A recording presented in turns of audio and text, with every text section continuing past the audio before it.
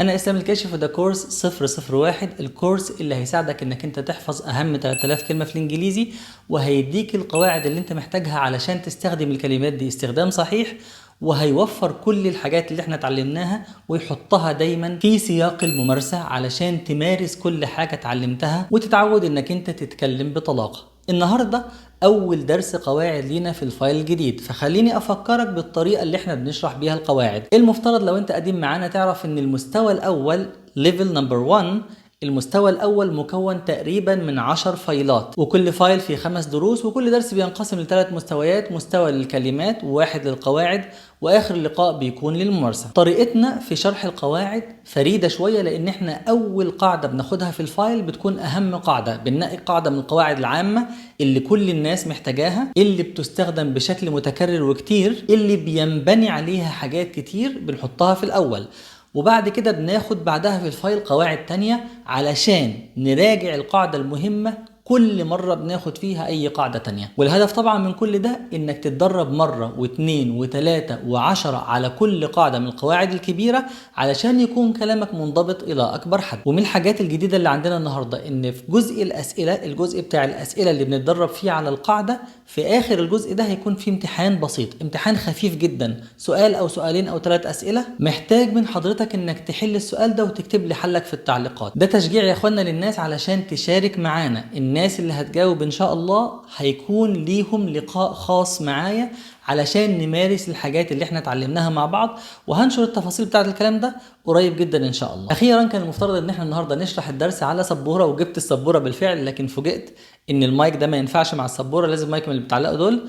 وعملت فيديو تجريبي وحطيته على تيك توك، وطلعت نتيجه الصوت للاسف غير مرضيه. فان شاء الله على ما نجيب المايك التاني اللي هو بيتعلق دون هضطر اشرح كده من غير سبوره، وهستغل المساحه اللي حواليا في ان انا ابين لك فيها الكلام، يعني كأن معانا سبوره. تاني ما تنساش ان احنا عندنا امتحان في اخر الفيديو، لازم تكتب لي الحل تحت علشان ان شاء الله الناس اللي هتتفاعل معانا في موضوع الامتحان بس هيكون لينا معاهم اكيد لقاءات معينه متسجله علشان نمارس انجليزي مع بعض. تعالى بقى نشرح، وعلشان نشرح لازم الاول ناخد القصيده اللي احنا من خلالها هنشرح القواعد.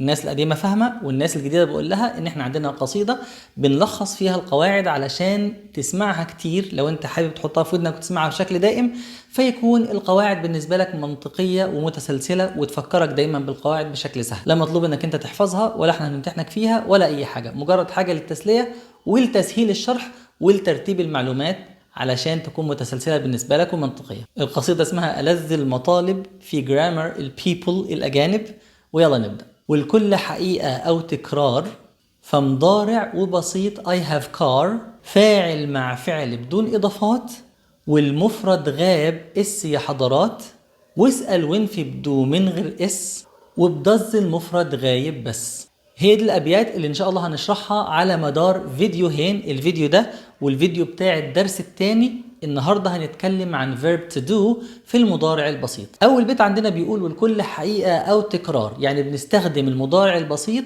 لما نيجي نتكلم. الزمن ده يا اخوانا بيستخدم لما نيجي نتكلم على الحقائق والعادات والأشياء المتكررة، زي مثلا لما أقول I wake up at 6 a.m. أنا بصحى كل يوم الساعة 6 الصبح. بالمناسبة كلمة wake up معناها يستيقظ، وده phrasal verb واحنا خدناه في الدرس، وان شاء الله هيضاف، لان انا نسيت اضيفه في الكلمات بتاعت المره اللي فاتت، هيضاف للجزء بتاع الاوكسفورد فريز ليست في برنامج كرام. يبقى احنا كده عندنا 3 من العناصر بتاعت اوكسفورد فريز ليست. على اي حال انا لما اقول I wake up at 6 a.m. انا استيقظ في 6 صباحا، انا بتكلم عن عاده من العادات، حاجه من الحاجات اللي انا بعملها بشكل دائم او حتى بشكل متكرر. وكمان الحقائق، يعني حتى لو عندي حقيقه علميه او حاجه حقيقه راسخه مش بتتغير، لما مثلا اقول the sun shines in the summer، يبقى تاني يا اخوانا بالبلدي كده امتى بنستخدم المضارع البسيط؟ بستخدم المضارع البسيط لما اكون بتكلم عن حقيقة علمية،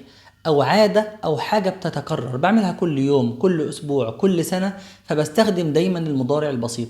دي اول معلومة. وبرضو عايز افكرك بطريقتنا في شرح القواعد. احنا قلنا قبل كده ان انا بقول لك القاعدة دي مطلوب منا ان احنا نعرف عنها عدد كذا نقط، فدي اول نقطة، والمطلوب منا نعرف 6 نقط ليهم علاقة بالمضارع البسيط وفيرب تو دو، هناخدهم ان شاء الله المرة دي والمرة الجاية. يبقى دي اول نقطة، امتى نستخدم المضارع البسيط، امتى نستخدمه. والموضوع ده مهم جدا، لكن بعدين. في الحقيقة هو دلوقتي مش بعدين، ومش عايزك انك انت تركز قوي مع القاعدة دي. ليه يا اخوانا؟ لان احنا الى الان ما خدناش غير المضارع البسيط، فانت الى الان مش هتكون الا الجمل دي. يعني احنا طول دراستنا مع بعض مش هنكون الا جمل المضارع البسيط لغايه ما نبدا ناخد الازمنه الثانيه. وقت ما ناخد الازمنه الثانيه هبدا اقول لك خلي بالك ده بيستخدم هنا وده بيستخدم هنا. يبقى انا اديتك المعلومه وقلت لك حاول ما تركزش فيها، لان كده كده انت مش هتحتاجها في الوقت الحالي، لكن هتحتاجها بعدين. تعال بقى للحاجه اللي انت هتحتاجها دلوقتي والمهمه جدا جدا جدا الى ابعد الحدود، وهو ازاي تكون الجمله بتاعه المضارع البسيط مع verb to do. خلي بالك يا وحش، انا قلت لك قبل كده ان احنا في الانجليزي عندنا 12 زمن، وان كل زمن من الازمنه دي علشان نقول انك انت اتقنته لازم تكون عنه جمله عاديه وجمله نفي وجمله سؤال. لو عرفت تكون الثلاثه دول فانت دلوقتي تمام، وممكن تنتقل للدرس اللي بعده. قلت لك كمان الانجليزي عامل زي الترايبود اللي ورايا ده. شايف الترايبود ده بيقف على 3 رجلين؟ نفس الكلام الانجليزي بيقف على 3 افعال، verb to be وverb to do وverb to have. الثلاث افعال دول هم اللي بيكونوا ال 12 زمن. كل فعل منهم مسؤول عن زمن، احيانا بيبقوا 2 زي ما عندنا في المضارع البسيط. المضارع البسيط جزء منه بيكونه verb to be، واحنا اخدنا الجزء ده في الفايل رقم 1، والجزء الثاني بيكونه verb to do اللي احنا هناخده في الفايل ده. نرجع بس الحاجة مكانها، خليك زي ما انت كده. طيب الحاجة المهمة، أهم حاجة عايزك تعرفها النهاردة على الإطلاق، إزاي نكون جملة المضارع البسيط بتاعت verb to do. إزاي؟ خلي بالك دي من أهم النقاط اللي هتفرق معاك في كل حاجة، لأن زمن المضارع البسيط هو أكتر أزمنة اللغة الإنجليزية استخداما. تقريبا أكتر من 50% من الجمل بتقال بالمضارع البسيط، فأنت لو اتكلمت إنجليزي لمدة دقيقتين هتحتاجه. الجملة ببساطة بتتكون بفاعل وبعديه فعل، زي ما قلنا في القصيدة، فاعل مع فعل بدون إضافات. يعني الفعل نفسه في التصريف الأول ومش بنحط له أي إضافات. يعني مثلا كلمة eat يأكل ده فعل. لو أنا عايز أقول أنا آكل الإفطار بتاعي الساعة 6 الصبح أو الساعة 7 الصبح، هقول I usually عادة eat my breakfast at 6 a.m. I الفاعل، وطبعا ده أول حاجة بتيجي في الجملة الطبيعية، دايما الجملة بتبدأ بفاعل في الإنجليزي ويجي وراها الفعل eat، وبعد كده بتكمل الجملة عادي I eat my breakfast at 6 a.m. يبقى ده الشطر الأول من البيت، فاعل مع فعل بدون إضافات، والمفرد غاب اس يا حضرات. يعني لو بتتكلم عن مفرد غايب، مفرد غايب، ومش عايزك تنسى المعلومة المهمة جدا اللي قلناها في الفايل رقم 1، وهي ان المفرد الغائب معناه اللي انت بتتكلم عنه حتى لو موجود معاك في الأوضة. يعني مثلا عشان نجيبها كده بشكل بيضحك، لو أب بيشكي ابن ابنه وزوجته معاه فقولها ابنك يا هانم عمل كذا كذا، والولد بيكون موجود معاهم، ابنك عمل، بيتكلم عنه بصيغة الغائب رغم انه هو موجود. يبقى كلمة غائب معناها مش واحد مش موجود معايا. كلمة غائب لما بتتكلم في الجرامر حتى في العربي، كلمة غائب معناها اللي بتتكلم عنه مش بتتكلم معاه. اللي بتتكلم معاه حاضر حتى لو كان مش موجود قدامك. لو بتتكلم معاه في التليفون ده بتستخدم معاه ضمير الحاضر مش ضمير الغائب، اما الغائب هو اللي بتتكلم عنه. يبقى اي مفرد غائب بتتكلم عنه هتحط الفعل عادي وتزود له اس. ناخد مثال، شي هي، ما دام قلت هي يبقى كده هي غائب في اللغة حتى لو كانت واقفة جنبي. لو واحدة واقفة جنبي وانا بقول لك شي، يبقى انا كده بالنسبة لي في اللغة دي غائب. She wears a red dress. هي ترتدي فستان لونه أحمر. طيب كلمة يرتدي معناها إيه؟ معناها wear مش معناها wears. طب إيه الإس دي؟ علشان أنا بتكلم عن حد غايب. أما دام هو مفرد واحد بس وكمان مش موجود معانا يعني غائب، فعلشان نقويه شوية بنحط له الإس دي لأنه مفرد واحد بس ومش موجود. طيب مثال تاني، أنا لو هتكلم عن نفسي هقول I work from 5 a.m. to 2 p.m. أنا بشتغل من الساعة 5 الصبح للساعة 2 العصر. I work من غير اس. لكن لو قلت he أو she أو it هقول he works from 5 a.m. to 2 p.m. حطيت له اس ليه؟ علشان مفرد وغائب. طب they أو مثلا قلت بالأسماء أحمد and محمد work هما الاثنين لأن هما اثنين. أحمد and محمد work from 5 a.m. to 2 p.m. أو أي زمن بقى. My sister لو بدأت الجملة بقول my sister تذهب إلى المدرسة. تذهب معناها go. هقولها go؟ لا، هقول goes لأن أنا بتكلم عنها، يبقى إذن هي غائبة، والغائب المفرد واحد بس بنحط له حرف الاس. يبقى my sister goes to school by bus أو she goes to school by bus. أظن كده يا إخوانا الموضوع من أسهل ما يكون. إزاي بنكون جملة فيها مضارع بسيط مع verb to do؟ هقول إن أنا بحط الفاعل وبعديه الفعل. أنا ألعب I play، هو ينام he sleeps، وهكذا. طيب دايما الفعل بيتحط بدون إضافات إلا لو كان مفرد وغائب مع بعض. أحمد plays، أحمد and عمرو play، سارة studies، سارة and هاجر study.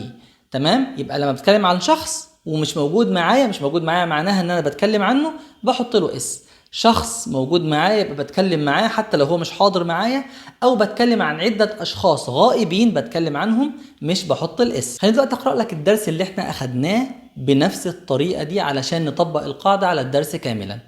استأذنك همسك حاجة عشان اقرأ لان انا مش حافظ الدرس. Every day Sparky wakes up early and goes outside to play. خلي بالك هنا أنا قلت every day Sparky wakes up early. ليه ما قلتش wake؟ لأن أنا بتكلم عن مفرد غائب.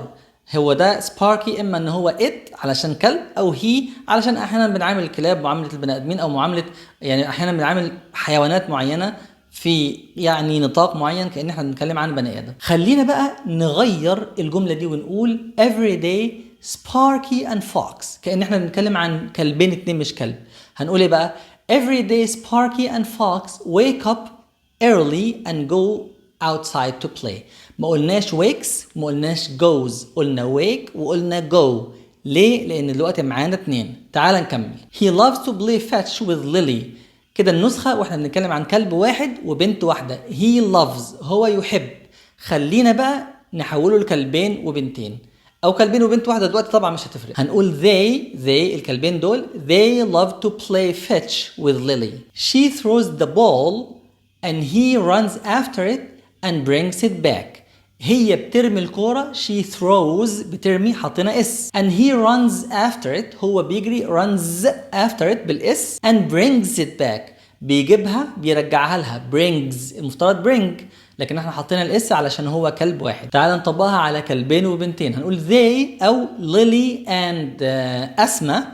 Lily and أسماء throw the ball. مش هنقول throws، هنشيل الاس. ليه؟ لان هم غائبين لكن انه مش مفرد. They throw the ball and Sparky and Fox run مش runs.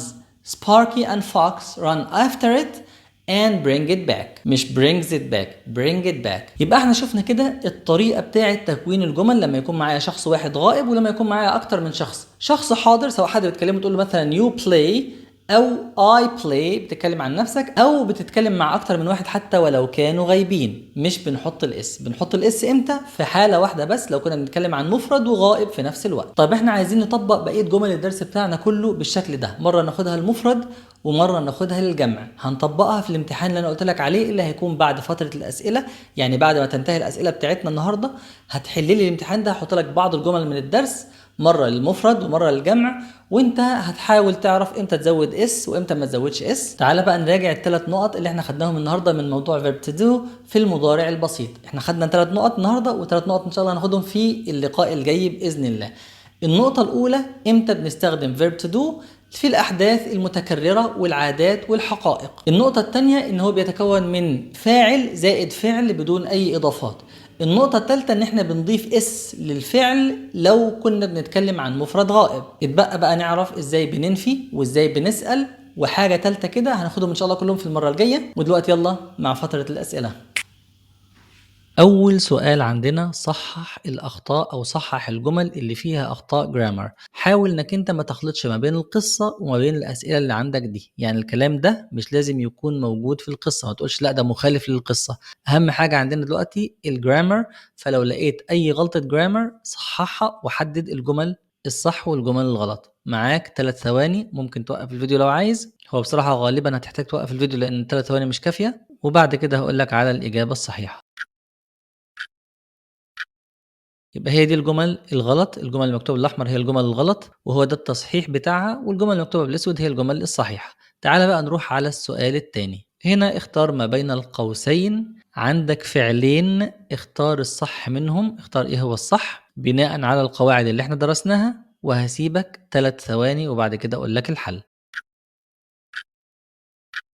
هو ده الحل يا اخوانا، وبكده نكون انتهينا. اي غلطة غلطتها هتنقص نفسك درجتين، وفي النهاية هتدي لنفسك درجة من 100. وبناء على الجدول اللي ظاهر قدامك ده هتكتب لي بعد اذنك انت جبت كام في الامتحان ده. تعليقاتك اللي بتكتبها لي تحت بتساعد على انتشار الكورس اولا، وبتساعدني ان انا اعرف متوسط مستوى الطلاب ومتوسط فهم الدرس عند الناس اللي سمعت الفيديو، وده بيساعدني جدا في تحضير الفيديوهات اللي جاية. فيا ريت ما تبخلش علينا بالتعليق، الا لو جبت اقل من بي ماينس فساعتها بعفيك من انك انت تكتب درجتك، لكن طبعا هقول لك تسمع الفيديو من الاول مرة تانية علشان تعلي درجتك. ودلوقتي معادنا مع حاجة مهمة جدا، وهي الامتحان بتاع النهارده. يا اخوانا من هنا ورايح في عندنا امتحان زي ما قلنا في اول الفيديو. اكتر ناس هتقدم لي اجابات صحيحة ان شاء الله هيكون ليا لقاء معاهم علشان نمارس انجليزي مع بعض، واللقاء ده هيكون متسجل، وزي ما قلت لكم ان شاء الله هنشر التفاصيل بتاعه الكلام ده قريب جدا على قناتنا على تليجرام. هنا عندك الجزء الثاني من النص بتاع القصة، ولكن في بعض الاخطاء مش هقول لك عددها. السؤال ده يا اخوانا هياخد منك وقت، ولكن اعرف ان هو مهم جدا جدا جدا، ومهم ليك لو عايز تتقن القواعد انك تجاوب دايما عن اسئلة بالشكل ده، علشان عينك تعرف تلقط الخطأ، ومع الوقت تلاقي نفسك مش متقبل الخطأ ده. لما تعود نفسك بنفسك انك تلاقي الخطأ وتطلعه، مع الوقت انت نفسك عمرك ما هتغلط اي غلطة. فحتى لو تعبت في انك انت تدور على الغلطات، صدقني ده مهم جدا جدا ليك. مش هقولك عدد الغلطات، حاول تطلعها بنفسك، ومستني اشوف اجاباتكم تحت في التعليقات، واشوفك ان شاء الله المرة الجاية. والسلام عليكم ورحمة الله وبركاته.